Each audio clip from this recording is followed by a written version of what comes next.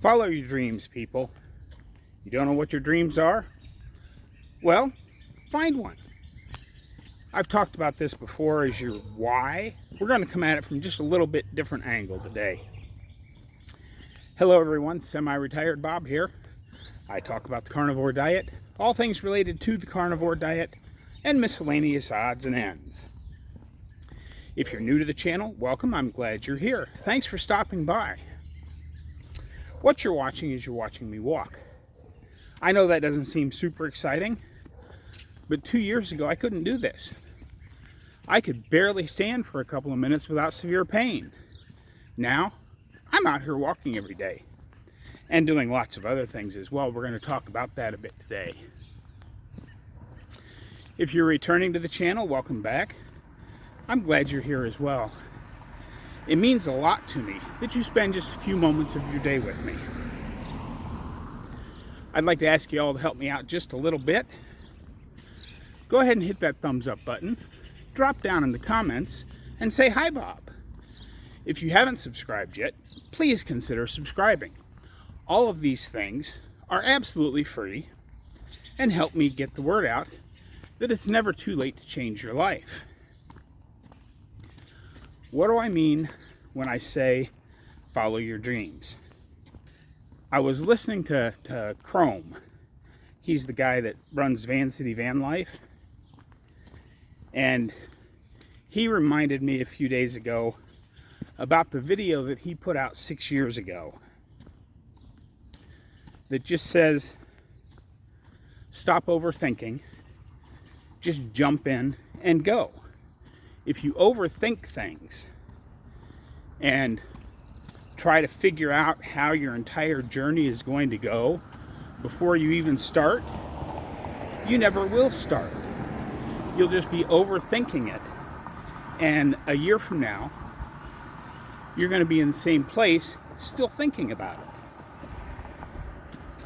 And I actually watched that on Friday, the night before the dance concert on Saturday.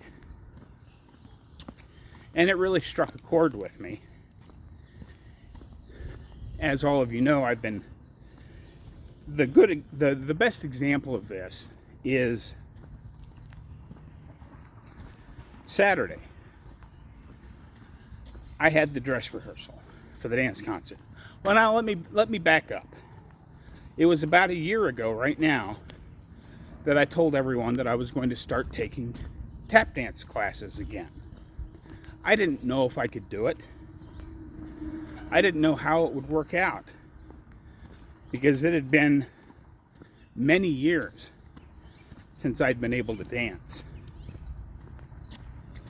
But I called up Mary Lorraine, my dance instructor from way back when, and she said, sure, come on over, let's give it a try. Because I had given it a try just after my heart surgery about 6.5 years ago and just couldn't do it. But I didn't know where it was going to go. I just decided to jump off the cliff and give it a try. And it was a little rocky at the start, but she could tell that I was doing a lot better than I was when I tried right after my heart surgery. So I kept going. After about, it was probably 3.5 months into it, and she said, you know, I think you're going to be okay. How do you feel about making it? Sorry, loud car going by. How do you feel about us working on a dance that you could perform in the dance concert this spring? And I'm like, wow, I don't really know if I want to do that, but something inside me said, go ahead and go for it. What's the worst thing that can happen? Before I continue this story, those of you that have been following my channel, you'll see that I'm not wearing my glasses today because it's much earlier than I usually go out and walk. I normally step out in the morning on these warm mornings to get some sun in my eyes and do some grounding. But I decided today I was just going to get even more sun in my eyes by taking my walk a little earlier. But again, so I started, and it wasn't going that great. I had a hard time remembering what it was we learned the week before, but I did finally get the dance. I got it remembered. I didn't know that I was going to be able to remember a whole dance when I jumped off that cliff a year ago. And then I wish I could properly describe my feelings on Saturday. It was absolutely amazing. The dress rehearsal went very well. You know, there are a few people there, basically parents, watching after their kids, getting ready for the concerts. Because I'm sure you've all been to dance concerts before where you have to sit there for 3 hours, sometimes even more, watching wave after wave after wave of little kids, tiny kids. They're very cute, but they're, kindergartners, first graders, second graders. They don't really dance yet. They just put on their costume. They come out in a couple of lines, and they stand there and sort of move a little bit, and then they do a big circle so that they're in a different line for the second half of the dance, and then they stand there. Sometimes they smile, sometimes they cry, but they're out there and the parents all love it. But after 20 or 30 of those, it gets a little old. So Mary Lorraine breaks it up into multiple smaller concerts so that the parents and the kids don't have to be there so long. So we had our dress rehearsal for everybody starting at about 9:30 in the morning, and by noon it was all done. And then she had a 2 o'clock show that only lasted about an hour, and then a 4 o'clock show that lasted about an hour, and then a little break in there as well so that everybody that had been there all day could get some dinner. And then I was in the 7 o'clock show. And she rotates the soloists through the different shows so that all the shows are a little bit different. I got back to do my part in the show. We're passing by the house again here. And I wish, like I said, I wish I could describe the feelings that went through me. Because I started on a blacked out stage. And as soon as the lights came up, sorry, I promised myself I wasn't going to get emotional, but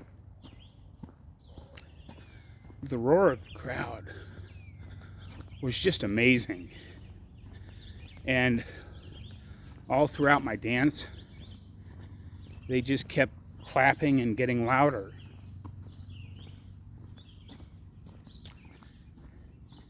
And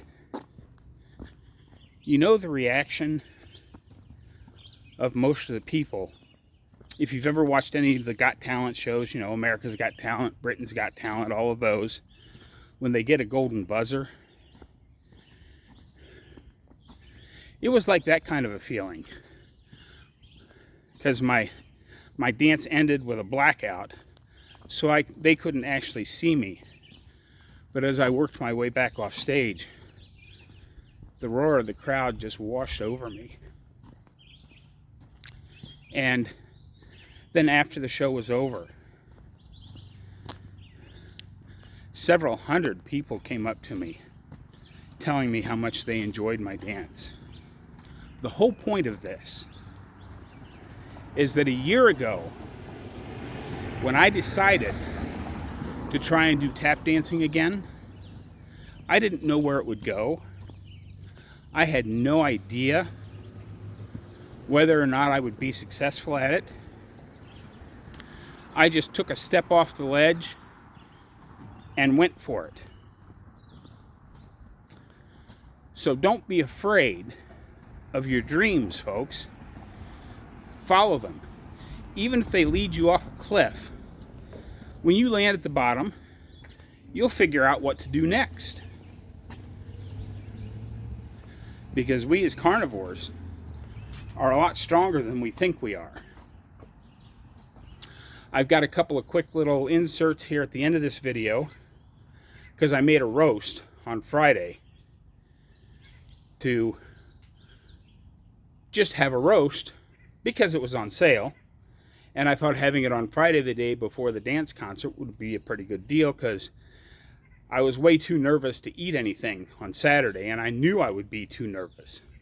So I'm going to throw in some clips of my roast.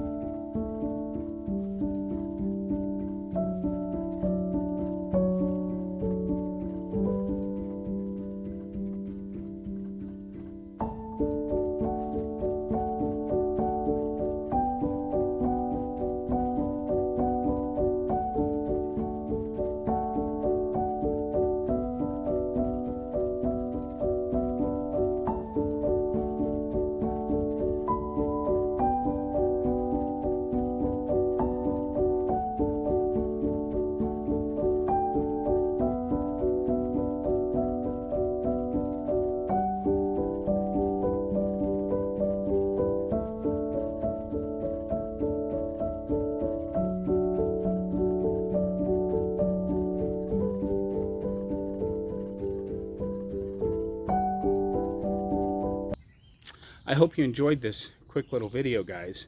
Just follow your dreams. Even if you don't know what's waiting for you at the bottom of that cliff, just jump off and see where you land. There's no reason not to. Have a great day, folks. Don't forget, get out there, be 1% better. Today, tomorrow, every day. Have a great day, folks. I'll see you in the next one.